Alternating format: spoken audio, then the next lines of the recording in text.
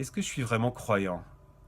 Je ne suis pas croyant si à la manière de Trump, je peux dire je crois, je ne crois pas, au changement climatique par exemple, face à tous les spécialistes, face à tous les savants. Croire ou ne pas croire en fonction de mon ressenti, de mon idéologie. En revanche, je crois que la foi chrétienne m'invite à croire, mais croire autrement. En fait, je crois que la foi chrétienne met fin à toutes les croyances, toutes les superstitions, tout le culte des idoles ou des dieux que je me fabrique moi-même.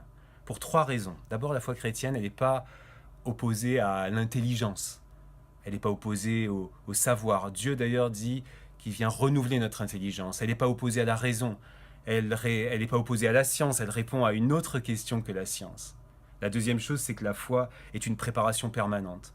Jean-Baptiste dans Luc qui cite Ésaïe, Ésaïe, lui, qui s'adresse à un peuple qui est en exil et qui est perdu, qui ne sait plus quoi croire quand il regarde l'actualité, eh bien, il dit préparez les chemins du Seigneur. C'est-à-dire, rendez-vous disponible pour quelque chose qui est promis et qui va advenir et auquel vous pouvez participer, enlever tous les obstacles pour que ça advienne.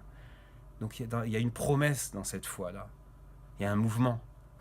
Et puis la troisième chose, c'est que la foi se dit dans une communauté. C'est-à-dire, je ne suis pas seul, je suis appelé à ne pas me replier sur moi-même et à entrer en conversation avec les autres, d'être humain à être humain, pas dans une relation virtuelle, une relation physique, d'être humain à être humain devant les autres et devant Dieu.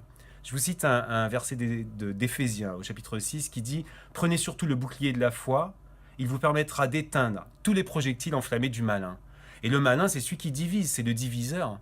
Et nous y participons, nous.